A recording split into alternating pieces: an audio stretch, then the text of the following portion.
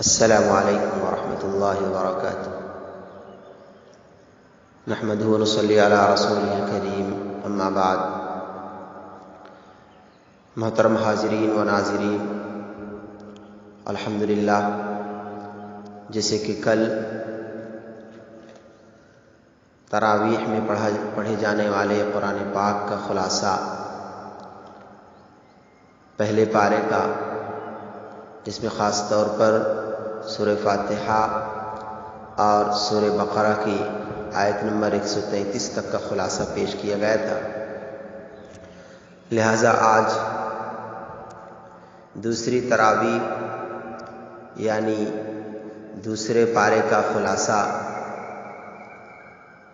جس میں سورہ بقرہ کی آیت نمبر 148 سے آیت نمبر 243 تک کا پیش کیا جا رہا ہے۔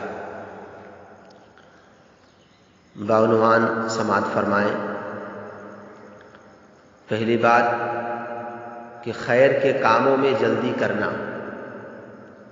انسان کو جب کسی نیک کام کا موقع مل جائے تو اس کے کرنے میں دیر نہیں کرنی چاہیے، اس لیے کہ بعض اوقات اس کے ٹال دینے اور دیر کرنے میں اللہ تعالیٰ کی طرف سے توفیق ختم ہو جاتی ہے، پھر آدمی وہ کام نہیں کر پاتا۔ مصیبت اور آزمائش پر صبر کرنا۔ اللہ تعالیٰ اپنے بندوں کو مختلف طریقوں سے آزماتا ہے، کسی کی جان لے کر یا مال کا نقصان کر کے یا دشمن کا خوف دلا کر یا کھانے پینے کی چیزوں اور مکان جائیداد وغیرہ میں کمی کر کے۔ ایسے حالات میں غمگین نہیں ہونا چاہیے، بلکہ ان پر صبر کرتے ہوئے انا للہ و انا الیہ راجعون پڑھنا چاہیے، جس سے اللہ تعالیٰ کی رحمتیں اور برکتیں متوجہ ہوں گی اور مصیبت دور ہو جائے گی۔ اور اللہ تبارک و تعالیٰ نے ایسے ہی لوگوں کی تعریف بیان کرتے ہوئے اس بات کو بیان فرمایا ہے، اولئک علیہم صلوات من ربہم ورحمہ۔ ایسے لوگ ہیں جن پر اللہ تبارک و تعالیٰ کی رحمتیں نازل ہوتی ہیں، سلامتی نازل ہوتی ہے، لہذا ہمیں مصیبتوں کے آنے پر، آزمائشوں کے آنے پر صبر کا دامن تھامے رہنا چاہیے۔ مصیبتوں کو دور کرنے کے دو نسخے۔ پہلا نسخہ صبر ہے، جو 3 چیزوں کے مجموعے کا نام ہے۔ نمبر 1، اپنے نفس کو حرام و ناجائز چیزوں سے روکنا۔ نمبر 2، نفس کو طاعات و مستحبات کا پابند بنانا۔ نمبر 3، مصائب و آفات پر صبر کرتے ہوئے ثواب کا امیدوار ہونا۔ دوسرا نسخہ نماز ہے، جو ذکر و شکر، خشوع و خضوع کا مجموعہ ہے اور ہر بیماری کی دوا ہے، ہر مشکل کا حل اور ہر دینی و دنیاوی مقصد میں کامیابی کی کنجی ہے۔ اس طرح یہ عمل بار بار دہرایا جائے گا تو غم کے اثرات کم ہوتے ہوتے ختم ہو جائیں گے۔ مصیبت و آزمائش کے وقت آدمی کیا کرے؟ اس کے 2 طریقے بتائے گئے ہیں۔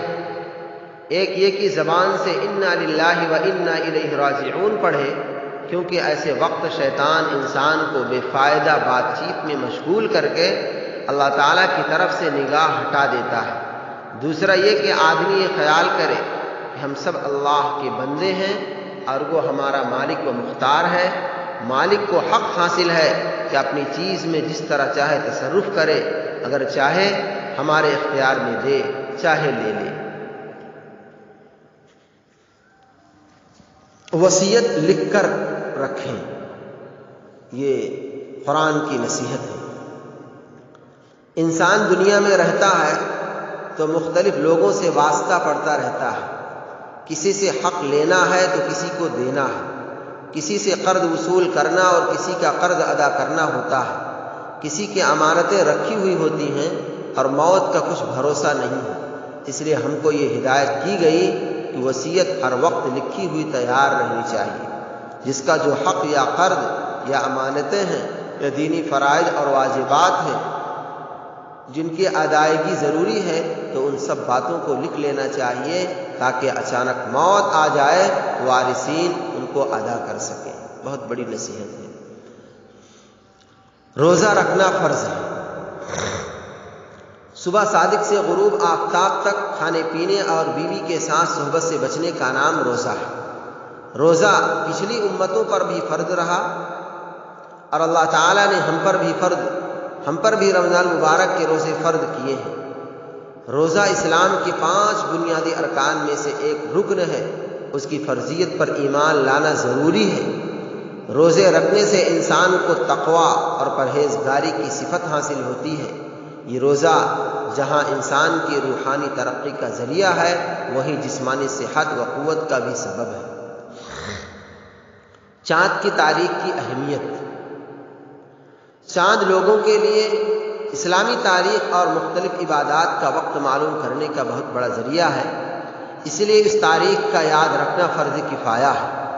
چاند کے متعلق پائے جانے والے تمام غلط عقائد، چڑھتے بڑھتے چاند کو مبارک، اترتے چاند اور قمر در عقرب کی تاریخوں کو منحوس سمجھ کر شادی بیاہ نہ کرنے کا رواج آج بھی نہ جانے کتنے مسلم گھرانوں میں موجود ہے۔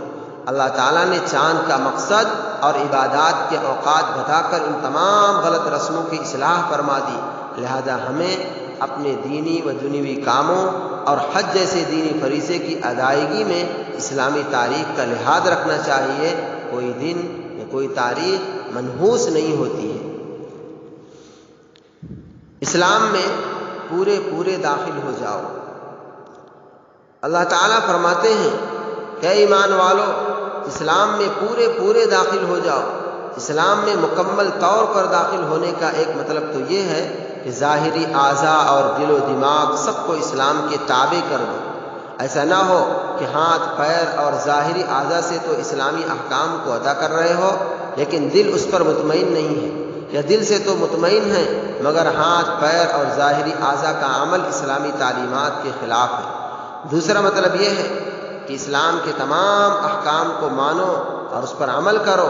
ایسا نہ ہو کہ جس کو چاہا مانا، جس کو چاہا نہ مانا، جس پر چاہا عمل کیا اور جس پر چاہا عمل نہ کیا۔ یعنی اللہ تبارک و تعالیٰ نے منمانی سے منع فرمایا ہے اور اس بات کی توجہ دلائی ہے کہ اپنے آپ کو مکمل اسلام کے سپرد کر دو۔ دنیا کا فریب یعنی دھوکہ۔ حق تو ظاہر اور واضح ہوتا ہے مگر حق کے پہچاننے والے انسان بہت کم ہوتے ہیں۔ حق کی راہیں تو روشن ہیں مگر ان کو اپنانے والے گنتی کے ہیں۔ قرآن نے اس کی وجہ بتائی کہ دنیوی ساز و سامان، زمین، جائیداد، مکان، باغات، عالی شان کوٹھیاں اور بنگلے، یہ سب وہ چیزیں ہیں جو انسان کے لیے خاص کشش کا سبب ہوتی ہیں، جو انسان کو حق کی طرف سے ہٹا کر اپنی طرف کھینچ لیتی ہیں، جن کی وجہ سے انسان حق کے راستے سے ہٹ جاتا ہے۔ انسان کو چاہیے کہ وہ اپنے آپ کو ہمیشہ اللہ اور اس کی توجہات کی طرف متوجہ رکھے۔ جنت حاصل کرنے کا طریقہ۔ اللہ تعالیٰ نے یہ بات بیان فرمائی ہے کہ کامیابی حاصل کرنے کے لیے انسان کو سختیوں اور مصیبتوں کا مقابلہ کرنا ضروری ہے۔ تکلیف اور مشقت جھیلے بغیر امتحان میں کامیابی حاصل نہیں ہو سکتی۔ اہل ایمان کے لیے سب سے بڑی بھلائی اور عظیم کامیابی جنت ہے۔ اس بڑی نعمت کو حاصل کرنے کے لیے راستے میں جو مصیبتیں اور پریشانیاں آئیں، ہمیں صبر کے ساتھ ان کا سختی سے مقابلہ کرنا چاہیے۔ حیض کا حکم۔ شریعت اسلام میں ماہواری کے دنوں اور حیض کی حالت میں عورتوں سے صحبت یعنی جسمانی تعلق قائم کرنے سے منع کیا گیا ہے۔ اس کے علاوہ عورتوں کے ساتھ کھانا پینا، بات چیت کرنا، اٹھنا بیٹھنا سب جائز ہے۔ مذہب اسلام کا کمال یہ ہے وہ انسان کی مجبوریوں کی بھی مکمل رعایت کرتا ہے۔ قسم کا کفارہ ادا کرے۔ کسی آدمی نے اپنی جہالت اور نادانی کی بنا پر کوئی نیک کام نہ کرنے کی قسم کھا لی، مثلا کہہ دیا کہ فلاں رشتہ دار کے ساتھ کوئی حسن سلوک اور اچھا برتاؤ نہیں کروں گا، یا کہہ دیا کہ والدین سے بات چیت بند کر دوں گا، یا کہہ دیا کہ صدقہ و خیرات نہیں کروں گا، تو اس کا شرعی حکم یہ ہے کہ قسم توڑ کر کفارہ ادا کرے اور خیر کے کام میں مشغول ہو جائے۔ اس جیسی قسم کا توڑنا گناہ نہیں بلکہ اجر و ثواب کی زیادتی کا سبب ہے۔ بچوں کو دودھ پلانے کے احکام۔ بچوں کو دودھ پلانے کی پوری مدت 2 سال ہے۔ اگر ماں بچے کی کسی مصلحت کی وجہ سے آپسی مشورے کے بعد 2 سال سے پہلے ہی دودھ چھڑا دے یا کسی عذر کی وجہ سے 2 سال سے زائد 2.5 سال تک دودھ پلائے تو ایسا کرنا بھی جائز ہے۔ بچے کو دودھ پلانا ماں کی ذمہ داری ہے۔ ہاں، اگر ماں ایسی مجبوری اور عذر کی وجہ سے دوسری عورت سے اجرت پر دودھ پلانا چاہے تو یہ بھی جائز ہے، البتہ دودھ پلانے والی کی اجرت متعین کر کے وقت مقررہ پر ادا کر دی جائے، اس میں ٹال مٹول کرنا درست نہیں۔ شوہر کی وفات پر عدت کا بیان۔ اگر کسی عورت کے شوہر کا انتقال ہو جائے تو اس پر 4 مہینہ 10 دن عدت گزارنا ضروری ہے۔ 4 مہینہ 10 دن تک وہ عورت سوگ منائے، یعنی خوشبو اور مہندی استعمال نہ کرے اور نہ بناؤ سنگار کرے، اور اس مدت میں نہ کسی جگہ نکاح کرے اور نہ صاف لفظوں میں اس عورت کے پاس نکاح کا پیغام بھیجا جائے۔ نمازوں کی پابندی۔ نمازوں کی محافظت یعنی پابندی کا حکم دیا گیا ہے۔ نماز کی پابندی کے 3 درجے ہیں۔ نمبر 1، تمام فرائض و واجبات کی ادائیگی کے ساتھ وقت پر پڑھی جائے۔ نمبر 2، نمازی کا جسم ہر طرح پاک و صاف ہو، دل میں عاجزی و انکساری ہو، سنتوں اور مستحبات کا پورا خیال رکھا جائے۔ نمبر 3، یہ سمجھ کر نماز پڑھی جائے کہ نمازی اللہ تعالیٰ کو دیکھ رہا ہے، یا پھر کم از کم دل میں خیال ضرور آ جائے کہ اللہ تعالیٰ اس کو دیکھ رہا ہے۔ اب آخر میں وبا اور بیماری سے بھاگنا، جیسے کہ ہمارے سامنے وہ دور چل رہا ہے۔ تقدیر الہی کے مقابلے میں انسان کی کوئی تدبیر فائدہ نہیں دے سکتی۔ اسی وجہ سے ایمان والوں کو یہ تعلیم دی گئی ہے کہ اگر کسی علاقے میں کوئی بیماری پھیل جائے تو جان بچانے کے لیے وہاں سے بھاگ کر دوسری جگہ جانا جائز نہیں ہے۔ اسی طرح دوسری جگہ کے لوگوں کا وہاں جانا بھی درست نہیں ہے۔ بنی اسرائیل کی ایک جماعت ہزاروں کی تعداد میں شہر میں بیماری کے پھیل جانے کی وجہ سے بھاگ رہی تھی۔ اللہ تعالیٰ نے ایسے علاقے میں ان کو موت دے دی جہاں کوئی بیماری نہیں تھی۔ لہٰذا آج کی یہ بات ہم سب کے لیے موجودہ حالات کے اعتبار سے بہت ہی اہمیت کی حامل ہے، کیونکہ وبائی بیماری اس وقت موجود ہے اور لوگ پریشان حال ہیں۔ لہذا اللہ تبارک و تعالیٰ قرآنی آیات کے ذریعے سے ہمیں اس بات کا سبق دے رہے ہیں کہ وبائی بیماریاں مسلم ہیں، لیکن اس بیماری کی وجہ سے آدمی یہ سوچے کہ ہم فلاں جگہ سے فلاں جگہ چلے جائیں گے تو ہماری موت نہیں آئے گی، ہم بچ جائیں گے، ایسا ہرگز نہیں ہے۔